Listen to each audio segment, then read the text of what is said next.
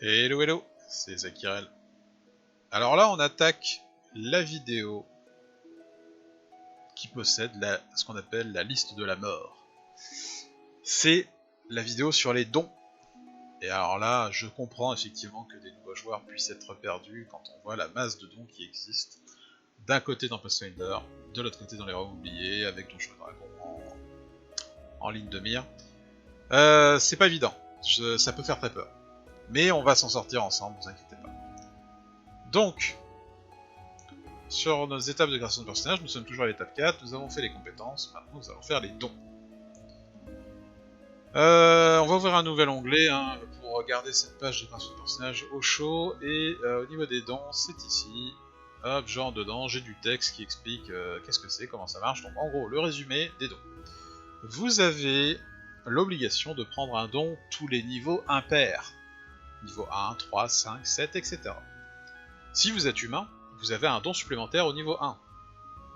Et après, en fonction de votre classe de personnage, et d'éventuels autres effets que j'ai pas forcément en tête là, mais surtout la classe de personnage, vous avez la possibilité d'avoir des dons en plus.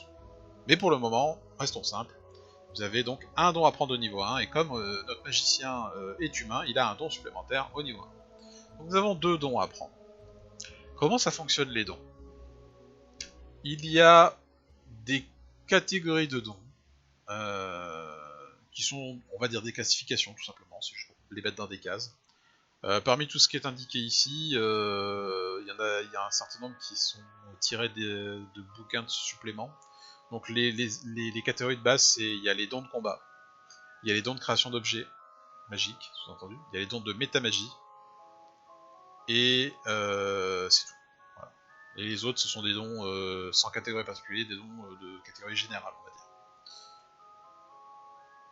Les dons ont des prérequis la plupart du temps, mais pas tous heureusement, ce qui fait qu'on peut pas prendre tout et n'importe quoi comme on veut. Donc ce que je vais faire, c'est que je vais cliquer ici sur le tableau récapitulatif des dons pour qu'on ait une liste sur laquelle se baser pour parler de certains d'entre eux. Voilà. Donc cette liste est énorme. Voilà, et si je scroll, et si vous regardez à droite l'ascenseur, on est loin du bas. C'est une liste qui est énormissime, mais voilà, je vous rassure, il va falloir se focaliser un petit peu, dans un premier temps uniquement sur ceux qui ont les initiales MJ. Je sais pas si vous vous rappelez, j'avais indiqué dans une précédente vidéo que lorsqu'il y avait des initiales dans un encadré, cela voulait dire que c'était lié à des bouquins de suppléments de règles de Pathfinder. Et qu'à ce titre, ces éléments-là, je ne les autorisais pas, sauf demande spécifique d'un joueur sur un point précis, et à ce moment-là, on le regarde ensemble et on voit si on valide. Ici, les dons qui appartiennent au manuel de base, qui du coup n'ont pas d'initiale particulière propre à des bouquins de règles autres, en fait c'est MJ pour manuel des joueurs. Donc ils ont des initiales, mais en fait voilà, c'est comme si cette colonne était vide. Donc en gros, ceux qui ont MJ de noté, c'est tous les dons que j'autorise de base. Les autres, je ne les autorise pas de base, à moins qu'on voit ensemble si c'est compatible, si ça marche bien au niveau de l'univers de Royaume oublié, si ça marche bien avec votre personnage, si ça ne déséquilibre pas l'aventure ou le groupe, etc. Et des fois, mon goût personnel, il y a un petit peu d'arbitraire des fois, mais j'essaye de faire en sorte que ça soit vraiment le moins souvent possible. J'essaie d'être le plus ouvert possible. Donc on va rester pour le moment donc sur les dons MJ. Et je rappelle que grâce à tous les PDF Royaume oublié, on a accès à... en tout cas tous les bouquins Royaume oublié, dont certains j'ai en PDF. Tous les bouquins Royaume oublié, on peut prendre tout ce qu'il y a dans ces bouquins-là, pour peu que ce soit des bouquins tirés des règles 3.0 ou 3.5 de Donjons et Dragons. C'est un élément qui n'est pas forcément facile à identifier au premier abord, mais tous les bouquins en PDF qui sont disponibles, que je mets à disposition à mes joueurs, sont des bouquins 3.0, 3.5. Donc tout va bien. Et s'il y a d'autres suppléments Royaume oublié qui ont peut-être même pas été traduits en français, parce que ça existe, il y a des livres de règles qui n'ont jamais été traduits en français. Donc je possède quelques versions PDF anglaises que j'ai réussi à me procurer, ne pouvant pas me procurer les versions françaises des livres. Donc du coup, voilà, s'il y a du contenu tiré d'un oublié qu'un personnage veut, on peut l'étudier ensemble. Que ce soit pour des dons, des sorts, n'importe quoi. Restons donc focalisés, j'ai digressé un petit peu. Donc sur les dons, on va se focaliser uniquement sur ceux qui ont l'icône donc MJ, les initiales MJ. Donc chaque don a un titre, a une source, comme on en a parlé, et il y a des conditions. Et après, l'avantage, c'est le petit descriptif de à quoi ça sert, qu'est-ce que ça fait. Donc on va se déplacer jusqu'à arriver sur des dons avec MJ, par exemple. Vous voyez, aptitude magique, c'est un don qui donne un bonus à deux compétences. Donc ça, il y en a plusieurs des dons comme ça qui donnent plus 2 à 2 compétences. Après, il y a des dons qui sont plus des dons de combat, puisque si jamais je clique dessus, je fais un clic droit, on va dans un nouvel onglet, on voit que c'est un don de catégorie combat. C'est juste la catégorie pour le classifier, encore une fois. Donc l'arme de prédilection, ça permet d'avoir plus 1 au jet d'attaque avec une arme, et il y a une condition, c'est qu'il faut avoir un BBA de plus 1. Si vous avez vu la vidéo sur les classes, on a vu que le guerrier, dès le niveau 1, il avait un BBA de plus 1. Mais le magicien, non. Il est à BBA plus 0. Donc, moi, en tant que magicien, je ne peux pas prendre ce nom-là au niveau 1, par exemple. Bon, après, plus 1 que j'attaque avec une arme, moi, en tant que magicien, je lance plutôt des sorts. Je vais rarement attaquer avec une arme. Donc, bon, ça va. Je continue à descendre, histoire de feuilleter quelques différents éléments. Là, on voit un don qui a besoin également de BBA plus 1. Tiens, ici, on a attaque en finesse. Qu'est-ce que ça fait, attaque en finesse? Il n'y a pas de... Vous voyez, il n'y a pas de prérequis. Donc ça veut dire que j'applique le bonus de dextérité au lieu du bonus de force au jet d'attaque avec des armes légères. On voit que ça c'est cliquable. Pourquoi? Parce qu'on le verra sur la vidéo sur l'équipement, qu'au niveau des armes, il y a 3 catégories de poids, on va dire, pour les armes. Il y a les armes légères, les armes à une main, qui comme son nom l'indique se manient avec une seule main, en tout cas peuvent se manier avec une seule main, et les armes à deux mains qui... dans l'utilisation de base s'utilise avec deux mains. Et donc les armes légères, bah, c'est une liste d'armes maniées à une main, mais vraiment avec un poids très, très faible, et donc du coup, ces armes-là, bah, si jamais on a envie que les jets d'attaque se fassent avec la dextérité au lieu de la force, puisque de base un jet d'attaque au corps à corps se fait avec la force, et un jet d'attaque à distance se fait avec la dextérité, bah, si on a envie que le jet d'attaque au corps à corps se fasse avec la dextérité au lieu de la force, on peut, grâce à ce don, sur une sélection d'armes particulières que l'on manie. Voilà. On reparlera de ces maniements, des bonus de force et d'extérité au jet d'attaque quand on fera donc de 1 une vidéo sur l'équipement et de l'autre une vidéo sur les combats. Un autre exemple, athlétisme ou autonome qui sont au-dessus, c'est des exemples, comme je disais, de dons qui donnent plus 2 à 2 compétences. Plus 2 à 2 compétences, voilà. C'est pas les dons que je préfère, mais ça peut être utile lorsqu'on sait pas trop quoi prendre d'autre. Voici un autre don, attaque en puissance, pareil avec MJ ici. Donc là, la condition c'est d'avoir 13 en force minimum et un bonus de base d'attaque de plus 1. Et ça permet d'échanger un bonus d'attaque contre un bonus aux dégâts. C'est un bonus d'attaque contre un bonus aux dégâts. Donc en gros, moi je connais les caractéristiques. Pour un personnage de niveau 1, ça veut dire qu'on a moins 1 jet d'attaque et on a plus 2 aux dégâts. Et après, au fur et à mesure qu'on se développe, dans quelques niveaux après, lorsque le bonus de base à l'attaque est égal à plus 4 de mémoire, eh bien le bonus passe à moins 2, et, enfin le malus au jet d'attaque passe à moins 2, et le bonus au jet de dégâts passe à plus 4. Voilà, c'est une sorte de manière de sacrifier un petit peu de capacité à toucher pour avoir plus de capacité de blessure, de faire des dégâts à l'adversaire. C'est un don pour le combat au corps à corps, je précise. Tout ça est décrit bien sûr dans la page du don en question si vous cliquez dessus. Et ainsi de suite, on a voilà, d'autres dons, par exemple ici, MJ, on a canalisation supplémentaire, mais pour pouvoir prendre ce don, il faut avoir la capacité à canaliser de l'énergie. Canaliser de l'énergie, ce sont les prêtres qui ont ça comme capacité, et aussi les paladins, et donc du coup, bah, moi en tant que magicien, je n'ai pas ça, donc c'est même pas la peine que je m'y intéresse. Donc au final, voilà, on regarde toute cette liste de dons qui est avec MJ, comme combat à deux armes, comme combat en aveugle, comme ici contrôle des morts vivants, comme ici création d'anneaux magiques, création d'armes et d'armures magiques. Là on est dans les dons de création par exemple d'objets magiques. Et il nous indique qu'il faut avoir un niveau de lanceur de sorts de 5 et ici de 7. Moi je suis magicien niveau 1, donc j'ai un niveau de lanceur de sorts de 1. Donc pour le moment j'ai pas un niveau de lanceur de sorts assez élevé pour apprendre à créer des armes et des armures magiques par exemple. Et donc voilà, on a plein de dons. Ici on a école renforcée, qui n'a pas de prérequis, et qui fait que j'ai un bonus de +1 au degré de difficulté des jets de sauvegarde des sorts d'une école. Tiens, ça pourrait être intéressant pour moi, magicien. Je sais que je suis spécialisé en transmutation. Je pourrais par exemple prendre école renforcée transmutation, parce que quand on rentre à l'intérieur d'école renforcée, ça nous indique qu'il faut choisir une école de magie. Voilà, à chaque fois c'est pour une école de magie qu'il faut choisir. Donc par exemple, moi que je suis transmutateur, je pourrais choisir école renforcée entre parenthèses transmutation, mais je pourrais très bien choisir école renforcée enchantement ou évocation, peu importe, hein, je suis pas restreint par ma spécialisation.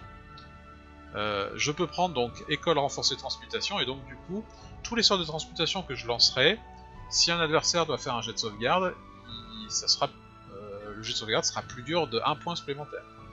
On avait vu par exemple que les sorts de niveau 1 de mon magicien, c'était 15 pour pouvoir résister à un sort. Il fallait atteindre 15 ou plus. Bah du coup, pour les sorts de transmutation, ça serait 16. Et mon sort d'école renforcée, je pourrais très bien en reprendre le don école renforcée et l'appliquer à une autre école de magie, par exemple évocation. Du coup, j'aurais un bonus de +1 pour les sorts de transmutation d'un côté et un bonus de +1 pour les sorts d'évocation de l'autre. Voilà pour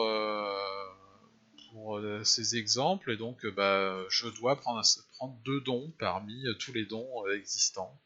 Donc je vais en prendre 2 que j'aime bien personnellement. Donc avec la touche CTRL F, on peut faire une recherche bien sûr sur les pages web, donc ça vous permet de retrouver rapidement quelque chose que vous recherchez dans un énorme tableau. Et moi justement c'était sciences de l'initiative que je cherchais, avec la fonction de recherche, et donc sciences de l'initiative c'est un don que j'aime beaucoup pour les lanceurs de sorts, surtout profanes. Ça permet d'avoir +4 au test d'initiative, le test d'initiative étant le test que vous faites au tout début d'un combat pour savoir dans quel ordre chaque joueur et chaque PNJ vont jouer, puisque ça va être des combats au tour par tour. Donc sciences d'initiative, ça me permet d'augmenter mes chances d'être dans les premiers à jouer. Pourquoi ? Parce que, imaginons que d'un côté il y a votre groupe et de l'autre côté il y a un groupe de gobelins adverses, vous avez peut-être envie de lancer un sort de zone sur les gobelins avant que votre copain guerrier, roublard et autres combattants se rendent au corps à corps, et du coup ça rend plus difficile le fait de lancer des sorts de zone sans affecter vos compagnons. Donc sciences d'initiative, je rentre dedans, donc on voit que ça permet d'avoir plus que des initiatives, donc cet élément là du coup je vais l'ajouter sur ma feuille de perso. Donc c'est parti, je bascule sur ma feuille de perso, donc on s'était quitté sur les compétences sur la vidéo d'avant. Cette fois-ci on va aller donc dans les abilities au niveau des dons. Alors on avait vu aussi pour la vidéo de la classe qu'on avait déjà écriture de parchemin, donc je vais y revenir après. Mais pour le moment on va choisir 2 nouveaux dons, donc je vais ajouter 2 lignes. Donc sciences d'initiative. Voilà. Et je vais compléter les éléments de ce don qui est sciences d'initiative. Vous avez vu, dès que je clique, il prend le texte que j'avais, il sauvegarde automatiquement en fait. Et dès que j'ai cliqué, il a pris le texte que j'ai tapé ici. Donc en type de don, est-ce qu'il y a un type particulier? Donc je vous épargne encore une fois les va-et-vient des deux côtés, donc non, il n'y a pas de type particulier d'indiqué. Si, catégorie combat. Donc, je peux noter que c'est un don de combat, c'est juste une catégorie encore une fois. C'est utile pour les guerriers par exemple, dont leur don supplémentaire sur la colonne spéciale de leur tableau de niveau, il s'est indiqué que les dons supplémentaires, ça doit être des dons de combat. Mais sinon, voilà, c'est juste une catégorie. Ensuite, des prérequis. Est-ce qu'il y a des prérequis? On avait vu que non. Il y a un avantage que je vais copier-coller. Le personnage bénéficie d'un bonus de +4 au test d'initiative, donc avantage c'est le benefit dans le B.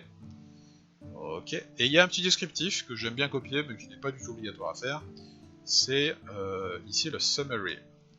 Voilà, ça permet d'avoir un petit texte d'ambiance. Voilà, j'ai terminé. Je verrouille ce don. Il est créé. Maintenant, je vais choisir un autre nom pour mon personnage, et bien je vais rester sur ce que j'avais indiqué, je vais prendre l'école renforcée. Voilà, je l'ai retrouvé grâce à CTRL F sur le site web. Je vais vous le montrer d'ailleurs, ce sera, je pense, un petit peu plus sympa. Donc voilà, avec le CTRL F, je cherche école renforcée, je le trouve, je rentre dedans. Donc là j'ai un descriptif, un avantage et un spécial. Donc ce que je peux faire, c'est copier donc mon descriptif. Donc je rebascule sur ma feuille de personnage. Donc on a dit c'est école renforcée et j'ai choisi donc transmutation. Et donc dans le petit texte, donc dans le summary, je colle mon petit texte d'ambiance. L'avantage, je le copie et je le colle dans benefit. Et on a vu qu'il y avait un spécial, donc dans la partie spéciale, je vais copier-coller ce qui est indiqué, à savoir qu'on peut prendre le don plusieurs fois, mais il faut choisir des écoles de magie différentes. Je sais pas qu'on le prend.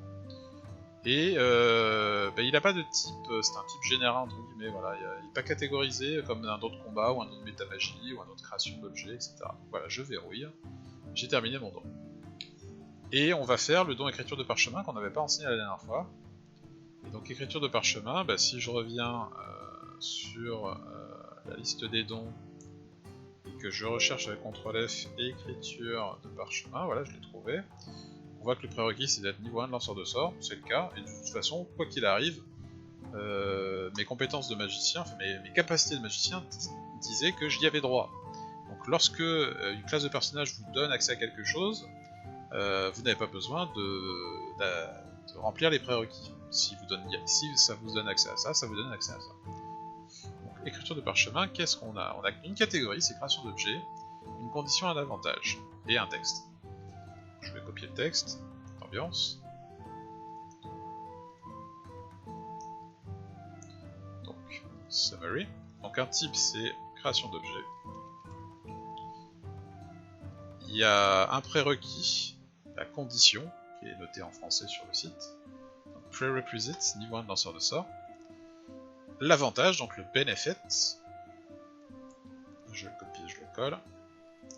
Cela me permet donc de créer des parchemins magiques en dépensant des pièces d'or pour simuler le fait que j'ai acheté des composants qui me permettent de faire des sorts. Voilà. J'ai les 3 dons qui sont notés, donc celui direct de ma classe de magicien et les 2 que je devais choisir. Un parce que je suis humain, un parce que je suis niveau 1. Hop, je peux fermer tout ça. Donc j'ai choisi mes dons, mais je n'ai pas appliqué les éventuels bonus. Donc on va les faire. Sciences d'initiative, on a vu que c'était un bonus de plus 4 à tes initiatives. Donc dans l'onglet combat, ici il y a l'encart sur l'initiative. On voit que de base j'ai un bonus de plus 2, pourquoi? Parce que j'ai un bonus de plus 2 en dextérité. Et donc dans Miscellaneous, je vais appliquer un bonus de plus 4 qui est tiré de mon don. Ce qui fait que mon jet d'initiative, si jamais je le fais, je peux cliquer dessus, voilà. Mon jet d'initiative est à plus 6. Donc une fois par combat, au tout début, lorsqu'on me demande de faire un jet d'initiative, je peux le lancer comme ceci. Il est également disponible ici sur la première page en raccourci. Je rappelle que tous les encadrés qui ont un petit plus comme ceci et sont des cases automatiques sur lesquelles on ne peut pas éditer la case. Et lorsque vous avez le symbole du petit dé blanc, là le petit dé 20, c'est que vous pouvez cliquer dessus pour jeter un dé. Soit un double clic, soit un glisser-déposer. Voilà. C'est tout, parce que l'école renforcée, on ne peut pas vraiment l'appliquer. Si, on pourrait l'appliquer, allez. C'est pas forcément évident de vous en parler comme ça tout de suite maintenant, mais parce que je pense que c'est un peu tôt, mais en gros, pour tous les sorts qui sont des sorts de l'école en question, donc je vais le faire pour un seul sort, mais il faudrait le faire pour tous, je vais le faire pour agrandissement, et bien on pourrait effectivement ici cliquer sur la loupe ici pour éditer le texte, pour indiquer que pour ce sort là précisément, au niveau du jet de sauvegarde, il y a une difficulté de plus 1 supplémentaire, ce qui fait qu'au lieu d'avoir un degré de difficulté de 15 comme tous les sorts de niveau 1, son degré de difficulté c'est 16. Voilà, et ça il faut que je le réplique pour tous les sorts de transmutation. Voilà, bon après agrandissement c'est un sort qui booste un de vos compagnons. Donc il est rare que votre compagnon de groupe soit hostile à l'idée de se faire booster par ce sort là, mais si c'était le cas, s'il voulait pas subir ce sort là, il aurait le droit à un jet de sauvegarde. S'il accepte les conditions les conséquences du sort, il n'a pas besoin de faire le jet de sauvegarde. Par contre pour un sort offensif, un sort de transmutation offensif, tout bêtement je dirais un sort de pétrification par exemple, bon qui est beaucoup plus haut niveau, hein, mais un sort de pétrification que vous lancez sur une cible adverse, eh bien il doit réussir un jet de sauvegarde d'un certain niveau, sinon il est pétrifié. Et donc il meurt, hein, tout simplement. Enfin en tout cas jusqu'à ce que quelqu'un le dépétrifie. Et donc la difficulté, on aurait une difficulté majorée de plus 1 point par rapport au jet de sauvegarde de ce sort là. Le sort de pétrification de mémoire, c'est un sort de niveau 6 ou 5 ou 6, j'arrive pas à déterminer. Imaginons que ça soit 5, à ce moment là ça voudrait dire que mon degré de difficulté de base pour les sorts de niveau 5 c'est 19, c'est 10 plus 5 parce que c'est le niveau de sort, plus 4 parce que j'ai 18 en intelligence, et du coup avec le bonus pour les sorts de transmutation ça voudrait dire 20, donc ça veut dire que avec un jet de sauvegarde qui est, sauf faire de ma part, la vigueur, il faut faire 20 ou plus, sinon on meurt pétrifié. Voilà. Mais bon, si vous n'avez pas retenu ce dernier point sur la modification de comment appliquer le bonus de plus 1, c'est pas grave, au moment où le personnage jettera un sort dont c'est l'école de prédilection dont c'est l'école renforcée qui est dans le don, on se débrouillera pour appliquer un modificateur, etc. Au moment du jet de dés, c'est pas un souci. Mais idéalement on fera ça quand même. C'est certainement le maître du jeu qui le fera pour vous sur l'ensemble de vos sorts pour que vous n'ayez pas besoin de vous casser la tête. Sinon si vous avez retenu comment on fait et que vous n'êtes pas perdu, vous pourrez effectivement ajouter le petit bonus de plus 1 comme j'ai fait dans la vidéo. Voilà. C'est à peu près tout ce que j'avais prévu de parler sur les dons. Donc sur ce... ah non, voilà. Un autre élément, mais ça découle de tout ce que j'ai déjà dit, je me répète. Certains diront même que je radote, la vieillesse. Là on a vu une liste de dons sur le site de Google Chrome. On a vu une liste de dons qui est très longue et sur lesquels on ne prend que ceux qui sont du manuel des joueurs.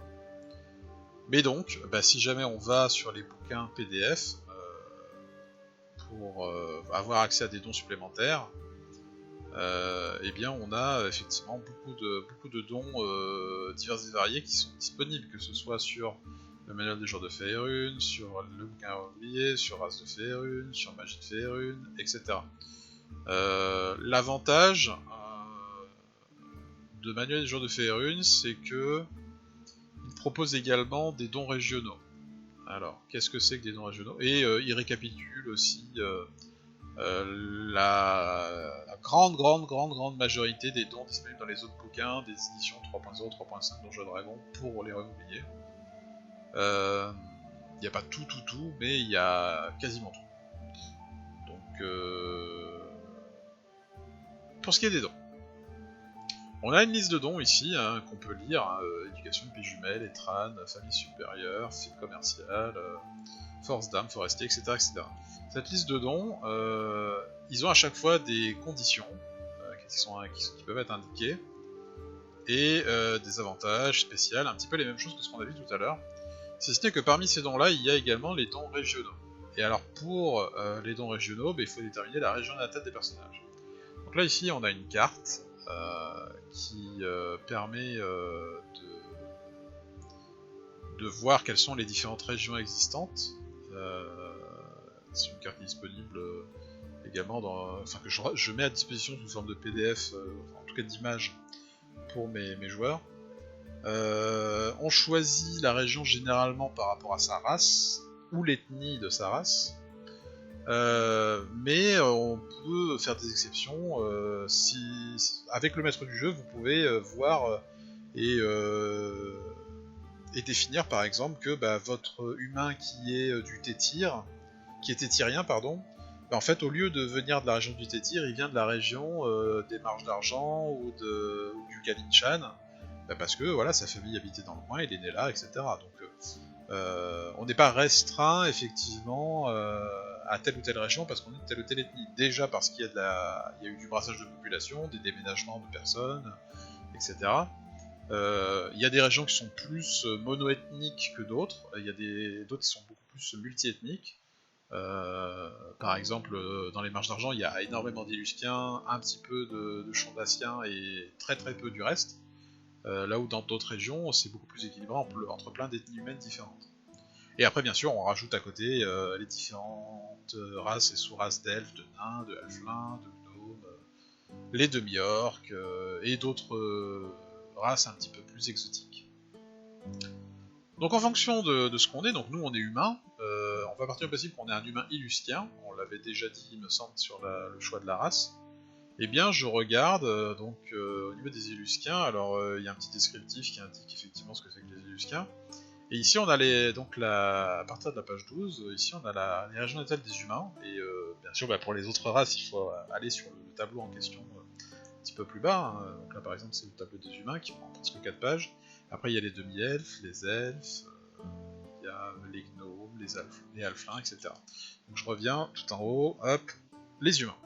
Donc on a toutes les régions qui sont peuplées avec des humains, donc on va dire quasiment toutes, hein, pour résumer, en tout cas beaucoup. Et on définit d'où vient notre personnage. Donc, moi par exemple je vais définir que mon personnage vient du nord, plus précisément de la ville de Lunargent, dans la région des Marches d'Argent. C'est la région du Nord, où des cités-états se sont établis en confédération. Et du coup, ça me donne accès à potentiellement soit le Nord, qui est la région globale, pour son côté un peu sauvage, un peu froid et dangereux, et rural, ou alors je prends Lunargent parce que il vit à Lunargent, il est né à Lunargent et qu'il a des traits caractéristiques de cette ville qui est une sorte de bastion de magie et de savoir et de population tout simplement dans une région très sauvage. Donc du coup, voilà, je regarde lequel pourrait le plus m'intéresser et correspondre à mon background. Donc ici, Lunargent, ils disent qu'en ethnie recommandée, alors peut-être effectivement garder les titres. Voilà, en ethnie recommandée, ils proposent Chandassien ou Illusquien. Je suis un Illusquien, donc je fais partie des ethnies recommandées, mais encore une fois, je pourrais très bien être un Tétirien par exemple, ou un Kalichite. En langue connue d'office, on m'offre le Chondatan. Bon, il se trouve que le Chondatan, moi, dans mes règles à moi, tout humain le possède, dans le sens où c'est la langue de base la plus répandue, c'est un peu l'équivalent de l'anglais. Puisque moi, la langue commune n'existe pas dans mon univers de jeu, ce qui fait que des personnes qui ont en dessous de 10 en intelligence et qui ne sont pas des aventuriers, ils ne connaissent pas le Chondatan. Après, un aventurier qui décide de ne pas connaître le Chondatan, il peut, il n'y a pas de problème. Hein. Mais voilà, de base, ceux qui ont en dessous de 10 en intelligence et qui sont des PNJ, ils connaîtront pas le Chondatan, ils auront que leur langue de base. S'ils ont le Chondatan en langue de base, tant mieux, mais si c'est un Illusquien, par exemple, un paysan Illusquien, il connaîtra pas le Chondatan. Donc du coup, il parlera que Illusquien. Il faudra parler dans sa langue, par exemple. Langues supplémentaires, ce sont des langues par rapport à la région, aux différentes interactions qu'il y a avec d'autres races, les langues qui sont les plus courantes à apprendre, en fonction de si vous avez des langues supplémentaires par votre bonus d'intelligence, ou des points dépensés dans linguistique, par exemple. Donc on nous donne accès à la possibilité de prendre elfique, géant, illuscan, nain, orc et sylvestre. Voilà. Divinités de prédilection, c'est les divinités qui sont les plus présentes dans la région. Donc pareil, c'est pas obligatoire, mais si vous savez pas trop quoi prendre, voilà, vous pouvez vous référer à ces divinités-là pour voir ce qu'elles représentent et si ça vous intéresse. Les dons régionaux, donc c'est ce qui fait qu'on parle de ça en ce moment, donc j'y viens.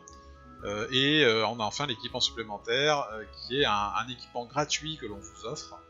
Quand il y a une étoile, c'est un équipement 2 mètres, donc c'est un équipement qui a de la valeur, qui est plus important qu'un objet de base. et donc vous devez faire un choix parmi les différentes propositions.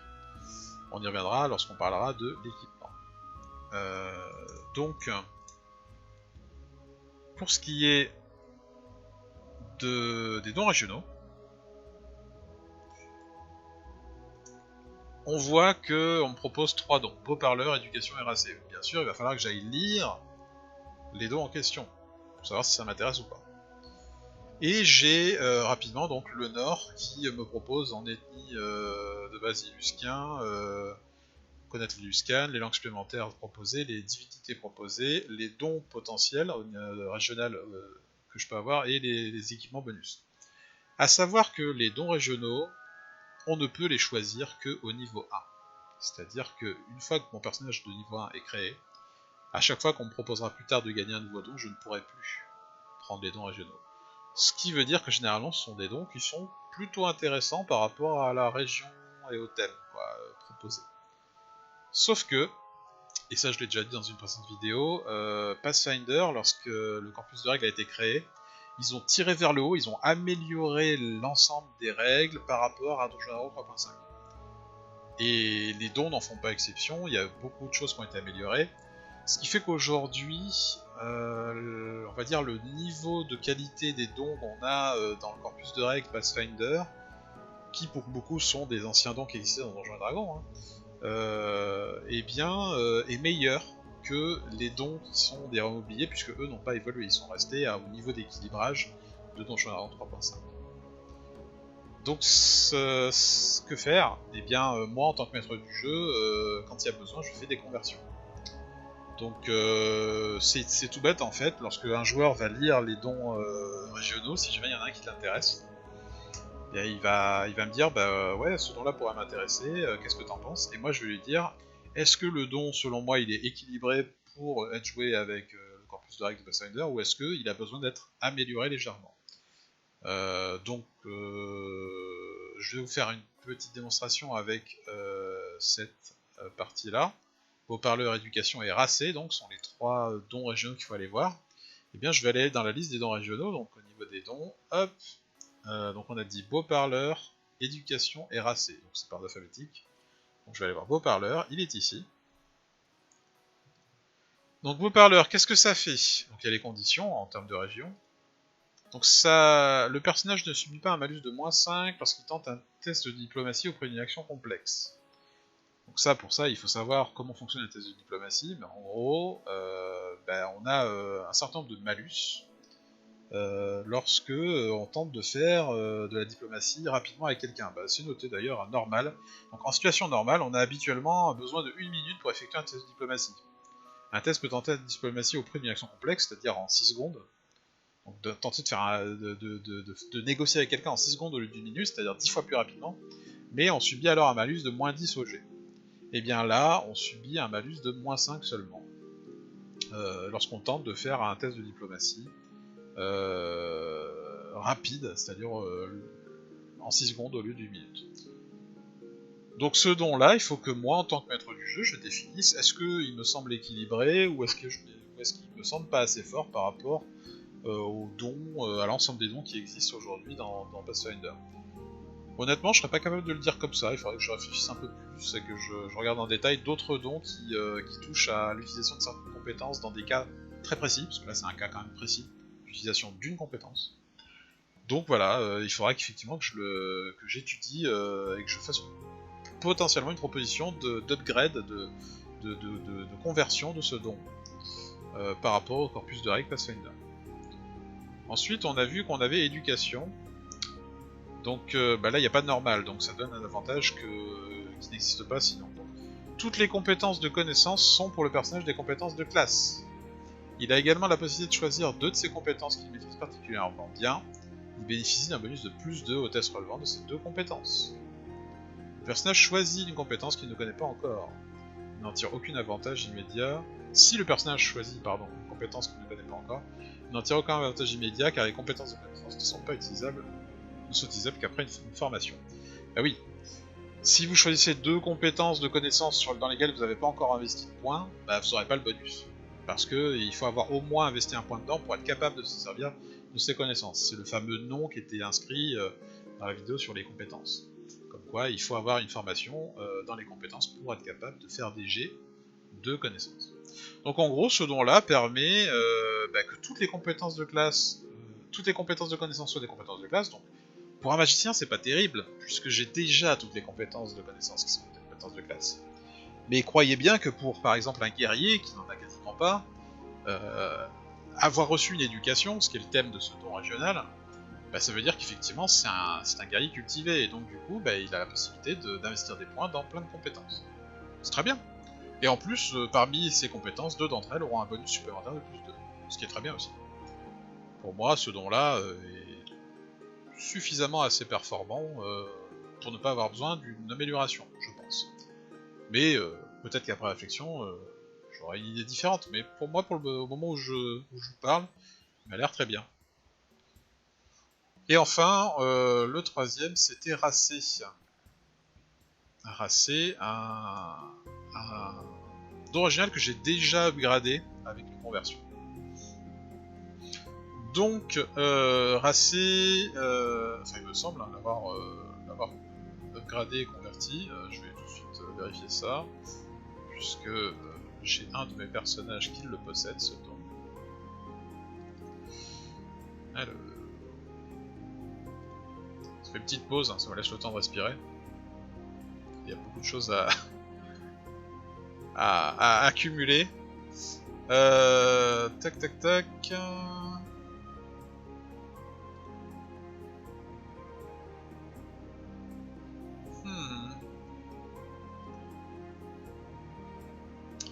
Je ne l'aurais pas upgradé parce qu'il serait déjà assez fort, peut-être.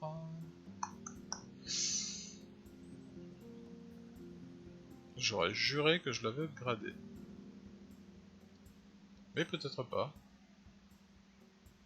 Ici, si je regarde. Ouais, non. Non, je l'ai gardé tel quel. Bon, après, c'est vrai qu'il est déjà bien. Hein. On va le lire tout de suite ensemble. Donc, Racé. Vous l'avez peut-être déjà eu le temps de le lire, moi, pendant que je cherchais de mon côté.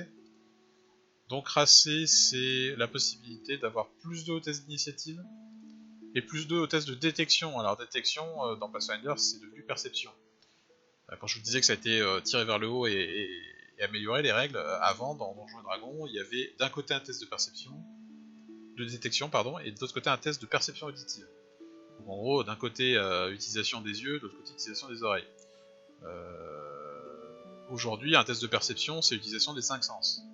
Principalement les yeux et les oreilles, qui sont les sens les plus utilisés, certes, mais voilà, on voit que c'est plus simple, c'est mieux fait, et du coup c'est plus puissant, puisqu'il n'y a qu'une seule compétence dans laquelle on a des points à investir pour être performant dans des jets d'écoute et des jets de visuel, quoi, si je puis m'exprimer ainsi. Par rapport à l'ancien corpus de règles de Donjons et Dragons de l'époque. Et également, donc en plus de ce bonus de plus de test d'initiative et bonus de plus de test de détection, il ne peut pas être secoué, donc c'est un statut négatif qui vous octroie des malus, et il ignore les effets de cet état préjudiciable. Il ne peut pas être secoué, tout simplement. Par contre, il peut être effrayé ou paniqué, ce qui sont les stats supérieurs qui sont après secoué. Donc, en statut négatif. Et on voit effectivement, comme c'est un nom régional, il y a toujours ça qui est indiqué, on ne peut le choisir qu'au niveau 1. Donc, par exemple, voilà, Racé, c'est un don qui est, moi personnellement, que j'aime beaucoup, parce que, effectivement, voilà, plus 2 pour les tests d'initiative, plus 2 pour la perception, et en ce sens, plus 2 pour la perception, c'est un upgrade, puisque, comme je viens de le dire, hein, c'est la perception aujourd'hui dans Pathfinder, c'est plus fort que juste la détection dans Donjons et Dragons, où à l'époque, il y avait d'un côté détection, de l'autre côté perception auditive. Donc, finalement, sans avoir besoin de faire pas d'effort particulier, j'ai forcément dû l'upgrader le don, puisque la perception regroupe les 2 anciens jets de dés, les 2 anciens jets de compétences, qui étaient détection et perception auditive. Voilà, ce don est meilleur qu'auparavant, avec le mot les perceptions ici en compétences. Et donc il donne 3 effets, plus 2 au test d'initiative, plus 2 au test de perception, et on ne peut pas être secoué. Voilà, c'était les points complémentaires que je voulais faire pour les dons. Ce qui vous permet de comprendre que vous avez forcément une liste énorme de dons potentiels, puisque en plus des dons MJ avec le petit sigle MJ sur le site internet, et potentiellement les autres à la carte, mais pas sûr, sous acceptation de ma part. Vous avez de l'autre côté tous les dons des immobiliers, dont les dons régionaux. Il n'y a pas que ça. C'est pas parce qu'on a parlé des dons régionaux qu'il n'y a que des dons régionaux. Après, il y a des dons classiques. Il y a d'autres créations d'objets magiques, il y a d'autres dons de combat, il y a d'autres dons de métamagie, et des dons qui ne sont pas catégorisés non plus. Peu importe, voilà, il y a des dons, effectivement, dans toutes les catégories qui permettent de faire des choses en plus qui ne sont pas présents du côté de Pathfinder et qui sont présents dans ces bouquins d'Armes oubliées. Et encore une fois, je le rappelle, normalement dans ce bouquin-là qui est le manuel des joueurs de Faerun, vous avez ici le récapitulatif de quasiment tous les dons des bouquins de version 3.0, 3.5 de Donjons & Dragons. Voilà, cette fois-ci c'est la bonne, c'est tout pour cette vidéo sur les dons. Il ne vous reste plus qu'à choisir ceux que vous souhaitez. Bien sûr, pour chaque classe, il y a des dons qui sont plus sympas que d'autres, plus souvent pris que d'autres. Et donc, si vous ne savez pas trop quoi prendre, je vous aiderai avec des propositions pour que vous sachiez quoi prendre pour optimiser un petit peu votre personnage. Mais pensez aussi que, au-delà de l'optimisation, il y a aussi l'intérêt, le plaisir de prendre des dons par rapport au background de votre personnage aussi. C'était le cas également pour les compétences. Sur ce, à la prochaine vidéo.